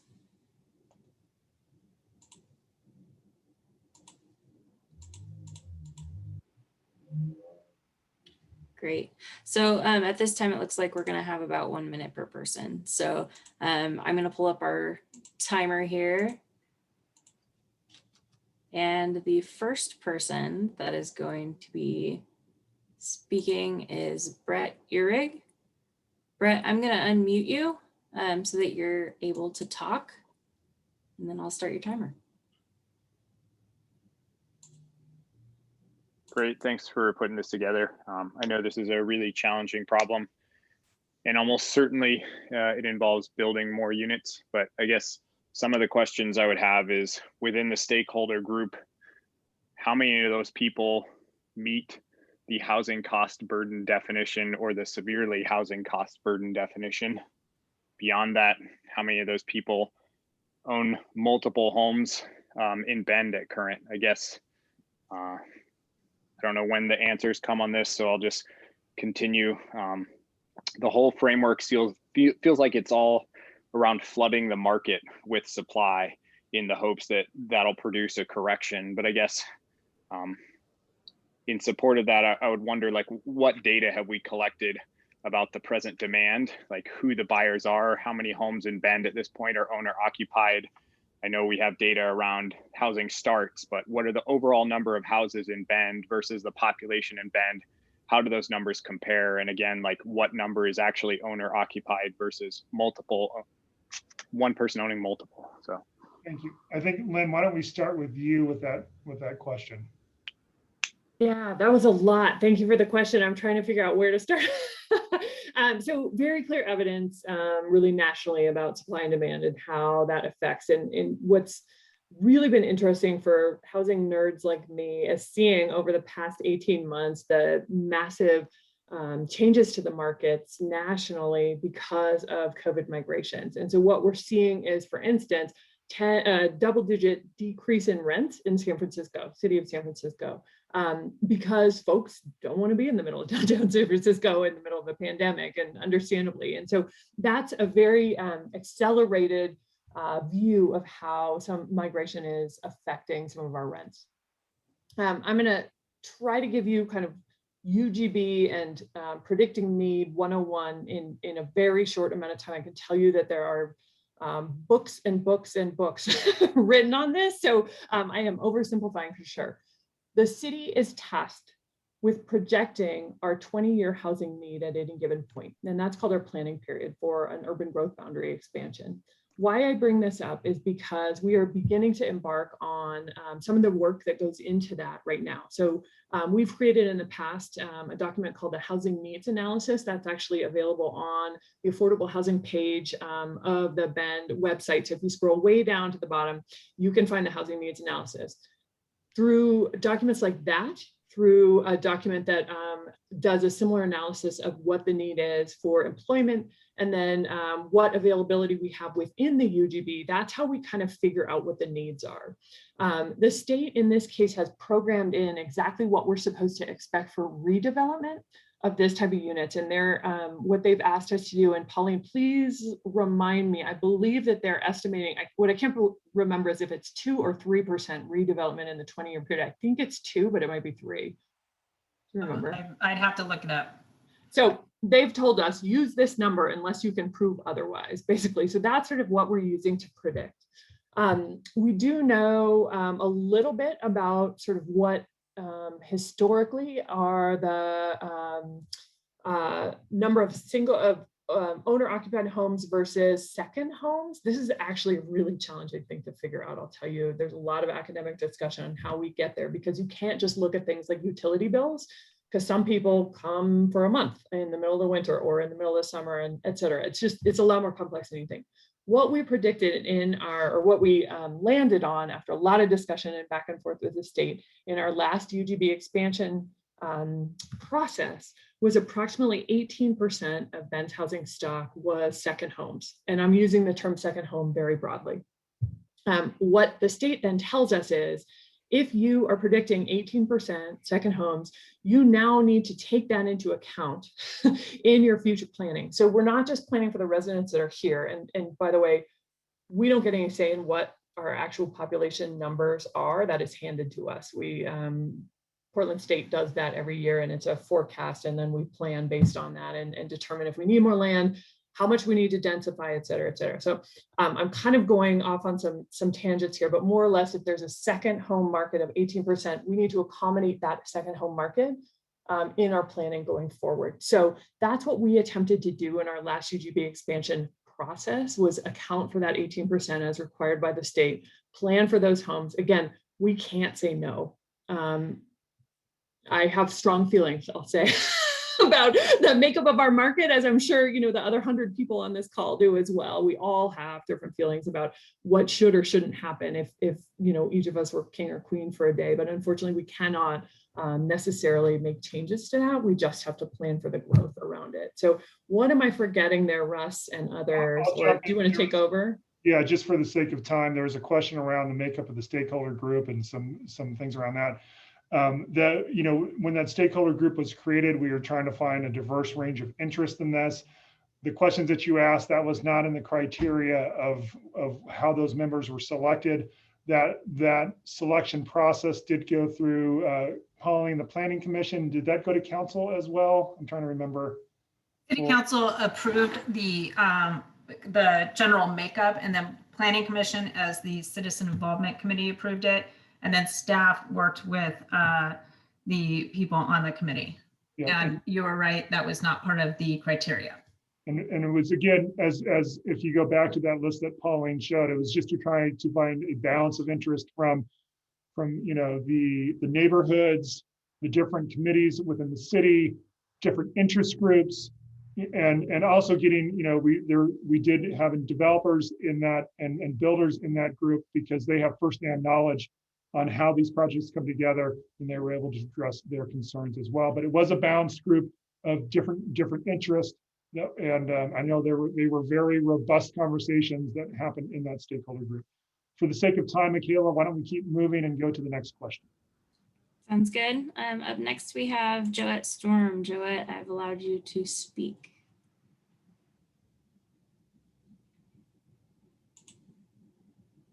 You might be on mute. Thank you so much for this presentation. It's been very content rich. How will these changes impact recently permitted subdivisions, such as the one off Morningstar, which are to be single family homes? And how does the bill and the code changes affect CC&Rs? Pauline, great question. Pauline, I know you can address this. I'll go straight to you. Existing subdivisions, if they're not part of a master plan, and you have a brand new single family home, I suppose if they want, they can build another unit called a duplex. But what we see in existing new subdivisions is they may build an accessory dwelling unit. And then existing CC&Rs are still effective. So if your CC&Rs have a certain lot size or don't allow middle housing, those still apply. And I believe, Pauline, CC&Rs cannot now be amended, though, to prohibit it. Right, and any new CC&Rs or new subdivisions cannot prohibit middle housing. Only if they were in existence prior to this bill going into effect. Thank you. Great question, though. Michaela? Ted Bayer, you're up next. Thank you. Thanks for the presentation. Lynn mentioned San Francisco, and I'm glad you did. I lived there for 45 years before coming here and saw how an influx of people there, a dramatic influx of people, resulted in the creation of new housing. But unfortunately, rather than becoming affordable housing, it became the most expensive housing in the country, and resulted in a lot of displacement of lower income people, particularly from the Mission District. How are these code changes that are being proposed here, how is that going to be prevented? How do you require people to build a wider variety of things and keep the price down if you really want to get affordable housing for folks who want to live there? Great, another great question. Lynn, I'm going to probably turn to you on this one because I know you have some background on this. So Ted, hard to believe, I grew up down there as well, but although there was quite a bit of growth during probably both of our times down in the Bay Area, the number of jobs that were produced compared to the number of housing units is like way, way, way out of line. I mean, even more than what we're seeing in Bend right now. It is a fraction. It's something like 15% of the jobs that were created in housing units were also created, if that makes sense. So what that led to, as we all know, is a heck of a lot of traffic as people then started commuting 2 hours to get to work. We saw tons of displacement. California has a very discretionary land use system, and I'm not an expert, but I do know that it is a lot easier for people who don't like development down there to kill it than it is in Oregon. And so really, again, it is absolutely a supply and demand question. San Francisco and the surrounding area prohibited a ton of development, and that is absolutely why their housing prices started skyrocketing. And you can look at the data over the years to actually truth that out. So supply and demand, it is a hard pill to swallow, and I get it, that we are growing as quickly as we can, and the city's charge is to help allow for the development of housing to meet that need. Fortunately or unfortunately, it's a great place to live, and a lot of people have figured that out. So what we are doing in increasing supply, again, there's a ton of national literature, peer-reviewed studies on this.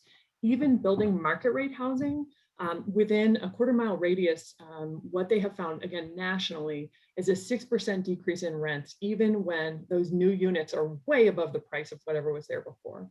And again, it's a hard pill to swallow, and I get it. And there's a lot of misinformation on this topic as well, but it really is proven in a lot of different ways.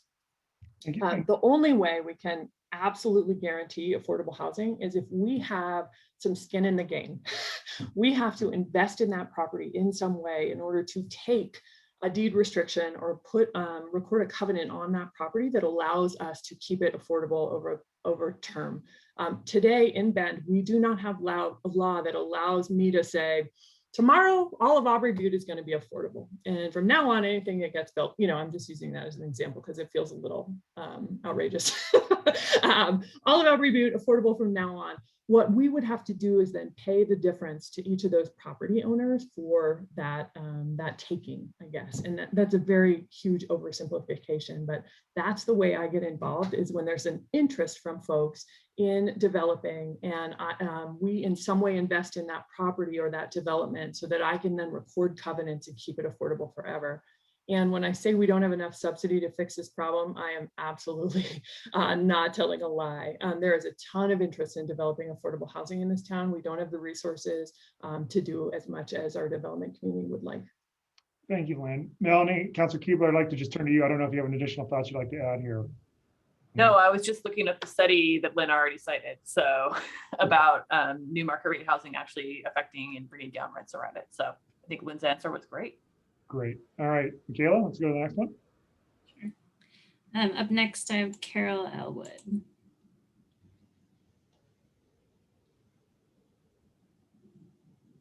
Thank you. My other questions have been answered, except I still have one for Lynn. Did redlining occur in Bend? Love that you asked that. No, and here's why. Each of the border cities in Oregon had lash laws. And so if you were a person of color and you chose to enter the state of Oregon, you were lashed various times. So no people of color actually made it to Bend because we were such a small town. And frankly, if I was getting lashed on the border, I probably would turn right around too. So people of color were never really allowed to be here until basically redlining sort of had moved on. I will tell you that our former mayor was also, I can't remember what the name of it is, but he was head of the local Ku Klux Klan. So there's some racist history here too. We do still see some discriminatory deeds every once in a while and some pretty funky things out there. So although we did not have redlining, we were a tiny town at that time too. There were a lot of discriminatory practices, and the reason that Bend is a relatively white community was, again, very intentional, based on not only our own sort of processes and former electeds and others chasing people of color out of town, but also that nobody could get here because they were getting lashed all around the border and couldn't travel, the extra 100 miles or whatever it was to get into Bend. Great question, Carol. Michaela, next one. I have a Tim Reynolds. Thank you. This is Sherry Reynolds, his wife. He's here with me. Really appreciate the presentation that you guys made. Just wondering if you could speak to the parking requirements for multi units in the RM district. I noticed that we talked about fourplexes, clusters, townhomes, tris, and duplexes, but didn't hear anything about anything beyond that. Thank you. Sure. Why don't we do this? Pauline, if you wouldn't mind answering the technical question, and then Councilor Keebler, if you want to just add anything just in general around parking, this might be a good opportunity for you to speak to that. Okay, so real fast, we are not proposing any changes to the multifamily parking, but on the screen, if you were to look back at slide 28, the quad today would almost fall under multifamily until we change definitions. So I believe it's a studio in multifamily, which is 5 or more units. A studio is 1 space. A bedroom, if you only have 1 bedroom, it's only 1 space. If you have 2 bedrooms, it's 1.5 spaces. If you have 3 or more bedrooms, it is 2 spaces. Thank you, Pauline. And Councilor Keebler, I don't know if you want to add anything just about that parking discussion in general at this point. Yeah, I think the parking requirements that are in our code, it was nice to actually kind of see them lined out for these housing types and then see where we're going with them, which I think is the right direction, because when we're talking about the area of the lot and the area of land that a developer has to work with when they're thinking about making some of this middle housing, what I don't want them to be doing is starting with how much parking do I have to build, minimum required by the city, and then decide where their housing needs to go. I would like them to think about, I'm building a quadplex in this neighborhood. What should it look like? How can it fit in with the neighborhood and serve the people who are in it, and not have to worry about giving up all that land to parking. We also know that currently, right now, the requirement to build X amount of parking spots can cause projects to not happen at all.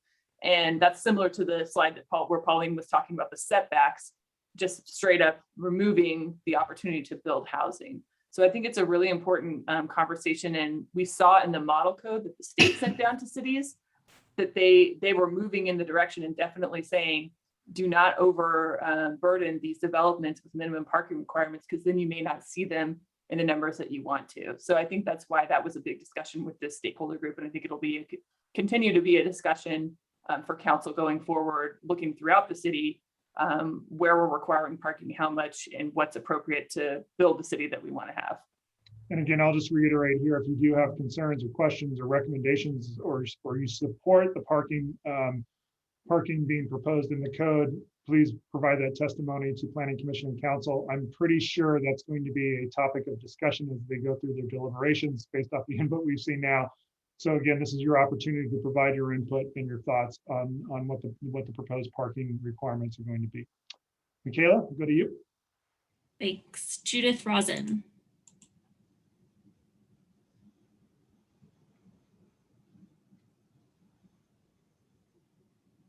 Judith, you might be on mute. I fixed it.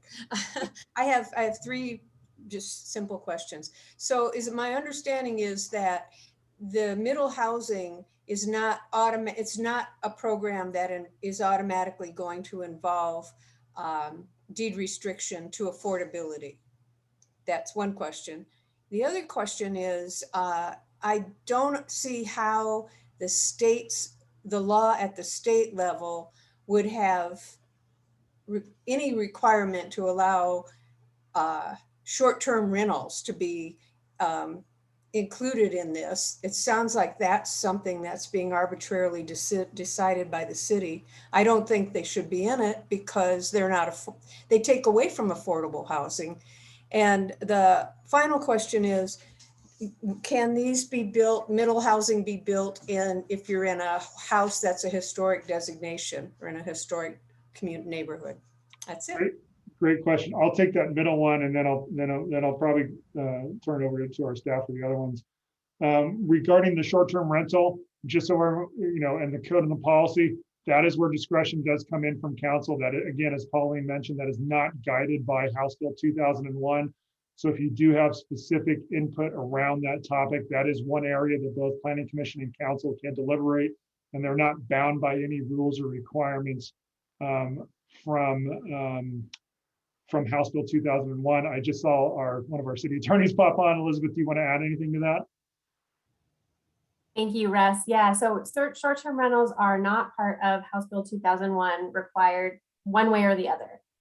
What this package does is address short-term rentals because of the existing codes around short-term rentals in the Bend Development Code that were developed through a large public process and ended up with a package of regulations that were adopted in 2015. And so to ensure that not every middle housing development that would be built could be a short-term rental, there's a small addition of short-term rental code in this package to sort of align with the existing code developed in 2015. So this is not a package that will be able to include more changes to the short-term rental code. Russ and Lynn and Pauline talked about the notices that went out. Changes to our short-term rental code were not included in the notice that went out, except for that small change as it applies to middle housing. And so any changes to short-term rental beyond that are not within the scope of changes that Planning Commission or City Council could make without further notice and further process. So it's a little clarification to what you said, Russ. Thank you. Okay, then I'll jump in. And to be clear on the short-term rentals, what is being proposed is more restrictive than what is allowed today. So it'll reduce the number of short-term rentals that are allowed. And then for the historic district, yes, middle housing is there today and it will still be allowed to be built there. We have a historic code that they would also have to comply with when it comes to the architecture and other design details. Thank you. And then Lynn, do you want to take the deed restriction? Yeah, correct. You were correct. The state did not require any form of deed restriction or affordable housing as part of this bill. This is simply seen as a supply bill. All right, thank you. I'll go back to you, Michaela. Real quick, Michaela, before you go, I actually have to step away from the meeting for the evening, but I just wanted to thank everybody and thank the staff here for a great presentation, and thanks everyone for sticking through it and asking some really great questions. And I think they'll show you again how to get your input to us, and we welcome that on this topic. Thanks, Thank you, everybody. Councilor Keebler, for your time. We appreciate it. All right, Michaela, I'll go to you for the next question. Up next is Toby Ryan.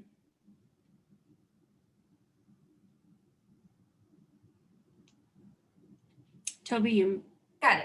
Thank you. I'm curious with the passage and demand of HB 2001 and the directives to build and accommodate our affordable housing crisis, how something like Ben Village passed through, which is luxury condos and hotels and 6-story buildings. My other question is, does HB 2001 address at all an environmental study when new projects are being done, or traffic study, and more schools or response like fire, police, libraries, things that bigger communities need with an influx of greater population? I also wanted to know, what is the definition of affordable housing in Ben? We weren't given an actual money amount to that. So great questions. I'll try to take the first two, and then Lynn, I'll go to you for the definition of affordable housing. So the Ben Village project that is on the west side over by the river, I know there was a lot of interest from the public on that. That went through a land use process. I'm not going to get into specifics here, but that when that project came through, it did meet the criteria of the development code as it's defined for the types of uses that were allowed to go there. If there's additional information that you'd like on that, that is probably an inquiry that you can make into the planning department to get more information on that. In terms of environmental studies, schools, and fire, that process is typically evaluated through our urban growth boundary process at a macro level. And they look at wildfire coming in from different areas of town and environmental issues that may pop up in different areas. Transportation, this does not remove the requirements at all for standard development per our development code to look at, if you're going to do a new subdivision of these type of developments, you have to look at, is there appropriate and available public infrastructure that includes water, sewer, and transportation. If you do any type of new development, new subdivision or anything like that, there are requirements for transportation analysis and traffic impact studies and things like that. And that does not change with the development of this bill in terms of what is required to do as part of that normal review process. Lynn, do you want to talk about the definition of affordable housing? Yeah, so we define affordable housing in two ways. The first is Federal Housing and Urban Development Department, HUD, tells us that no one should be spending more than 30% of gross income each month on housing costs, right? So starting with that, then HUD tells us what our area median income is. If you qualify for affordable housing, if it's a rental product, if you make less than 60% of area median income, and that was that first horizontal bar on the slide that I showed earlier. And then for ownership product, you have to make less than 80% of area median income or under to qualify for an ownership home that is affordable. So the numbers change constantly. And I will tell you that even the numbers that you saw on that home slide right up front are subject to interpretation, I'll say, because every funding source that is out there to finance the development of affordable housing has slightly different rules. And unfortunately, even though they were all developed for the most part in the same place by the same federal agency, they conflict at times. So it gets really, really confusing. However, the basic thing is 80% of AMI, 60% of AMI ownership rental. And then nobody's paying more than 30% of gross income for rent. And I may, Hopefully that helps. yeah, thank you, Lynn. And I just want to jump back to like another kind of comment around that Ben Village. Just so you know, and Elizabeth, help me here if I miss something. Besides what we call the capital A affordable housing, which just Lynn just addressed, all other types of housing that comes in, the city cannot really regulate price, who's, market, who's being sold to. We can really just regulate the information that Pauline went over in terms of height, setbacks, parking requirements, things like that. Elizabeth, I don't know if you have anything else to add to that. No, that's right, Russ. Until very recently, in fact, it was prohibited at the state level for anyone to set levels of rent or ownership or cost of housing outside of what Lynn described. There is a small exception now for certain, what they call inclusionary zoning, where you can require a certain amount, a level of rent or ownership cost, but only for larger developments of a certain size and multifamily, and that has not been implemented in Bend. But other than that small exception, there is no allowance in the state of Oregon for any government entity to set the price of housing. Thank you. Why don't we move on to the next question, Michaela? Up next, we have Jim Christo.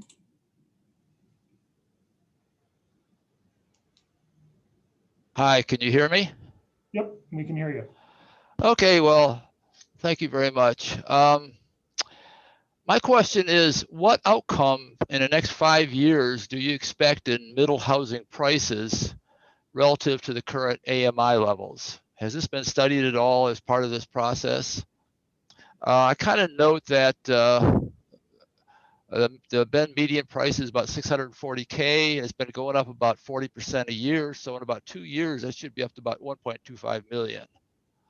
Brookings article, like I read today, looked at this situation, same kind of situation. They found a 3 townhouse development would not reduce the unit price, but a condo would reduce by 40% to about 750K, which is still about 200% of the current AMI.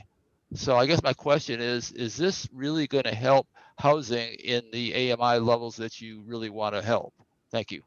Yeah, Lynn, I'm going to go probably directly to you because I think this is a big case of standard supply and demand economics here. So yeah, really good question. And I really appreciate these questions, even the hard ones. This is exactly what we need to be doing. So you're correct. I mean, our price escalation is potentially out of hand, right? It's a great place to live and people have figured it out.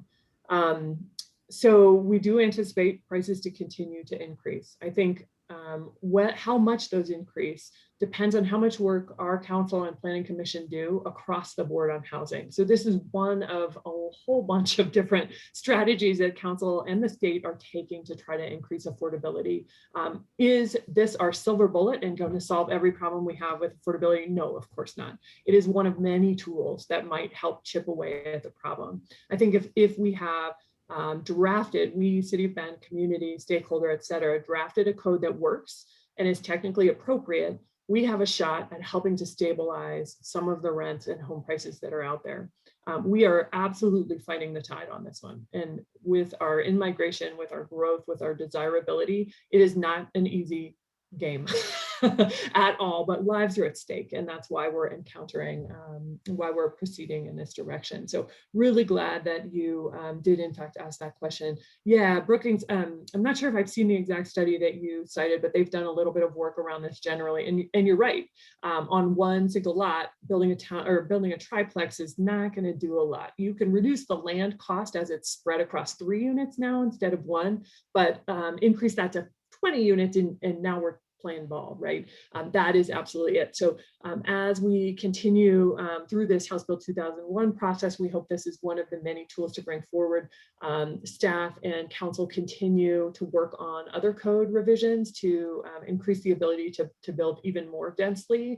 You're seeing that, there were a number of changes made as part of the UDB process, and I expect this council to continue to ask for additional changes like that. So this is not the only thing we're doing, it's just one of the many tools. Yeah, and I'll add just a couple things here because there has, as Pauline showed, there's been a lot of changes to our code over the past several years, and we are starting to see a turn in the housing mix between single family and kind of different multifamily attached units. Also, just with the policies of council and what we've seen in the market, another council goal in the last biennium was to, we called it the road to 3,000. They wanted to permit and get on the ground 3,000 units of housing, which is about a 30% increase over what we saw before. In the previous years, we typically do about 1,000 units a year. So in the biennium, that's 2,000. Council wanted to try to achieve a goal of 3,000. With the actions that we saw that allowed a lot of different developments to happen, we saw a big increase in multifamily. We've seen the housing mix change, and we really exceeded that goal. We were close, almost hit the 4,000 mark in the number of units that are either put on the ground or under construction right now. And we've got a big pipeline of additional projects coming to help get more supply on the ground. But a lot of that was policy changes that have done by the council. One, and Pauline mentioned on ADUs, we removed the requirement for the conditional use permit and did some other changes. And we saw a big increase in ADU construction over the past several years. So again, credit to council and to Lynn and her team for bringing these proposals forward, and then Pauline working with all these different stakeholder groups to start changing the code. But we are starting to see that turn and more units come on the ground, which is just, again, back to, there's not one silver bullet, but we're trying to attack this from several different angles. Michaela, let's go to the next question. Sure. Up next, we have Camille. There we go. Hello. Thank you for the informative meeting that you've all structured and put together. My question goes to parking. I felt like a portion of it was answered as far as not wanting to burden builders with adding additional parking and that being factored into how they are building. But, in cities like Portland and Seattle, where they have done away with parking, the same that you're talking about, it does impact livability, and it also impacts retail zones. And I'm just wondering how that thought process is going to play out and how it's going to impact neighborhoods as well as residential zones. It's a great question, Camille, and I'll try to answer it then if anybody else wants to jump in. This goes to the heart of the policy decisions that and the value statements that the Planning Commission and City Council are going to evaluate this proposal on, because there are questions that have come up of just pure value statements of kind of what takes priority: getting more housing on the ground, off-street parking, livability and impact in neighborhoods. That just goes to the heart of the value questions that the policymakers, that's why they're elected officials, and that's why they sit on these boards and commissions, is to discuss these items and try to represent those opinions and those values to the community and make those decisions that then get embodied in the code and how development occurs within the city. I don't know if anybody else has anything to add to that, but that's just my perspective of it's a very good question, and it goes to the heart of a lot of this discussion, and there is no easy answer to it. So why don't we go to the next question, Michaela? Jennifer Ekram. Hi, I appreciate the last comments that were made with respect to parking, but I'm wondering if there's anything else that can be added in terms of what was the actual rationale for the planning group to decide and reject the code, the model code or the OAR with respect to any parking with respect to duplexes and triplexes, particularly assuming that will lead to just street parking, since virtually everyone who lives here or moves here has at least one car. Great question, Jennifer.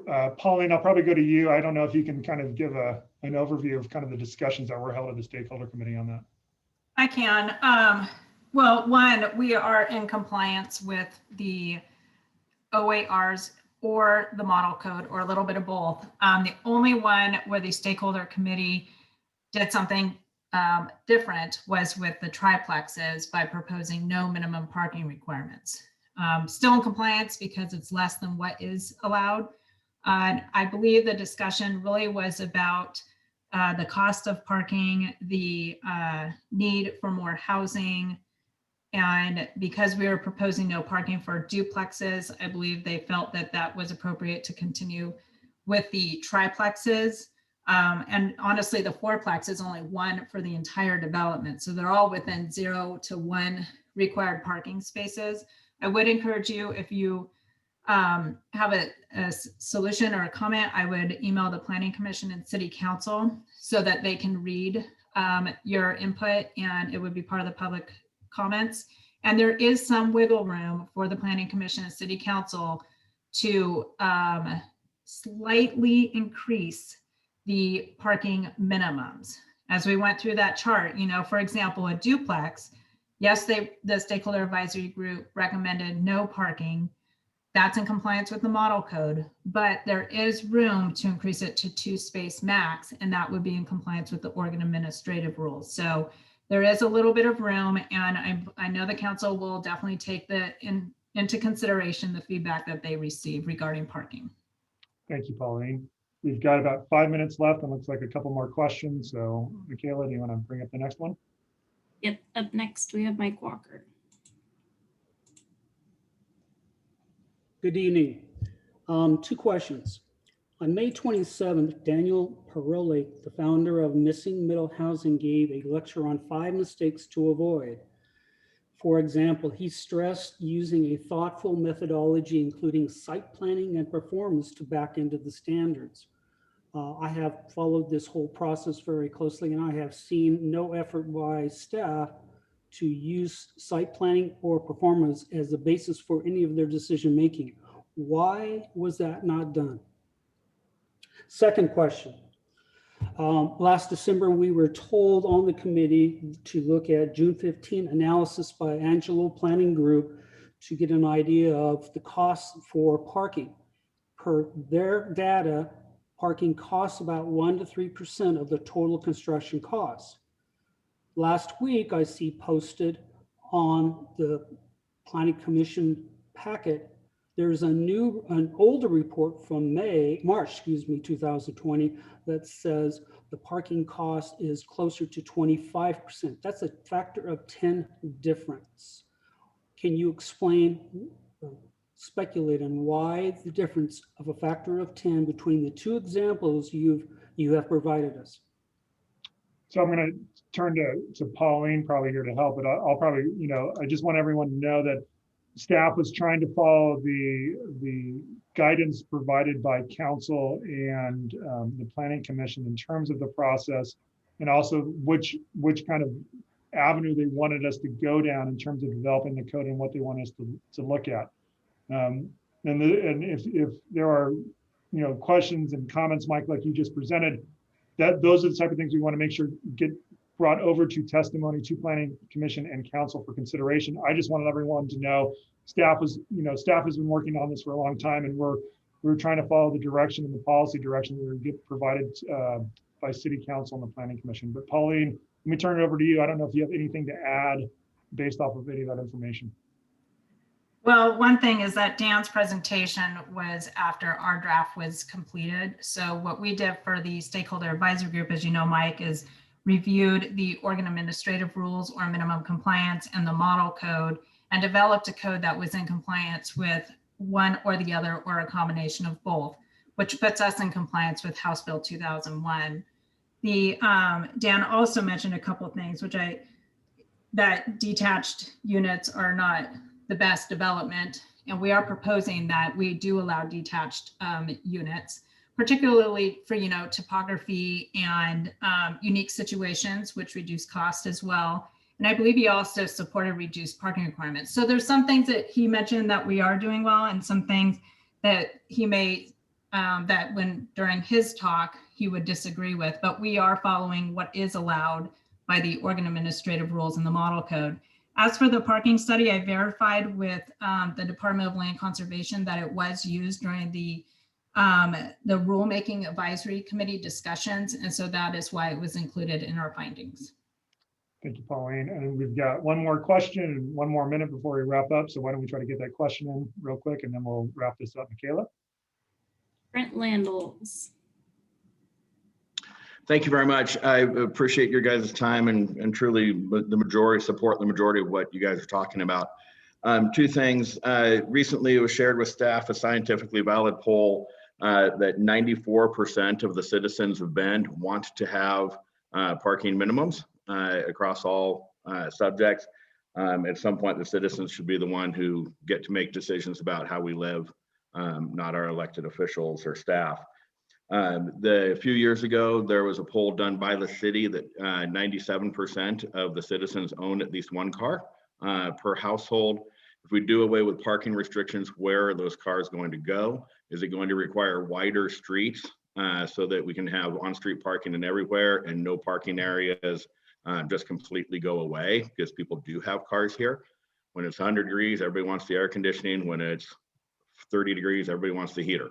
And the last, when is the city actually going to start working on the next UGB expansion to try to meet the need and comply with the state law that requires a 20-year supply within the UGB at all times?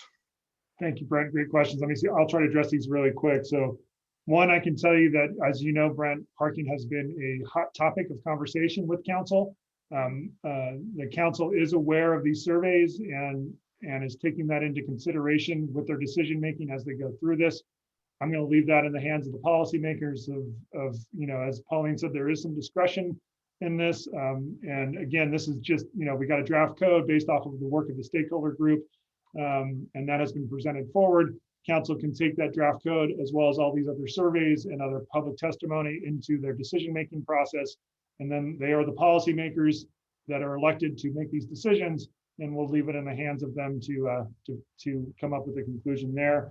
In terms of the next urban growth boundary work, we are working right now on doing our housing needs analysis and our employment needs analysis, which is basically the inputs into whether or not we need an expansion and maybe how big that expansion needs to be. That process is underway in this biennium, and the results of that process will then lead to our next step of what do we do with that information in terms of looking at the next expansion. So it is, and the priority of that work was discussed with the city council during their goal setting process.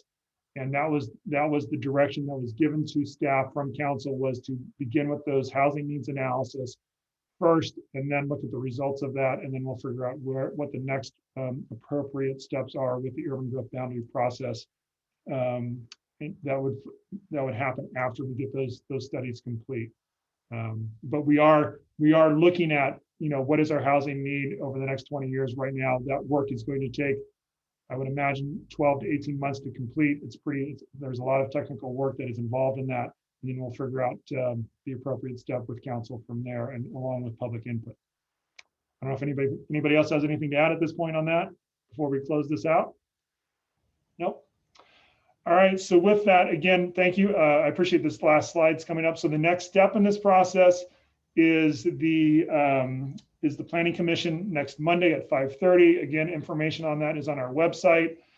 Michaela, can you please let people know where this presentation will be posted again? Yeah, so we're going to make sure that we have the link for this presentation on our YouTube channel. So that's the City of Bend YouTube channel. In addition, we will include it on the HB 2001 webpage. So you'll have easy access to that, and you can see the URL link right there on the bottom.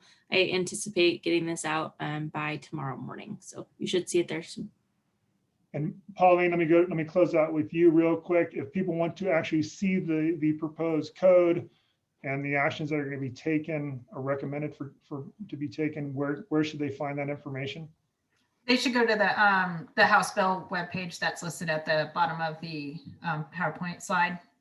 We've uploaded everything there: staff reports, findings, any upcoming hearings, lots of question and answers. It's full of information. If they want to learn more, I would encourage you to go to that webpage and pay a visit to it. All right. And I think with that, we're going to wrap this up. First of all, I want to say thank you for everyone that joined us, for taking 2 hours out of your Thursday evening to get some more information on this. I want to thank our wonderful city staff for the presentations and addressing all the questions and concerns that people are having. And again, I'm sure we're going to be having additional discussions as we go through this process. Continue to stay informed through the city's communications and our websites on how the process goes through. And again, staff is here to help answer questions if needed as we go through the process. So again, thank you everybody, and have a great evening. And we'll probably see many of you Monday night at the Planning Commission meeting.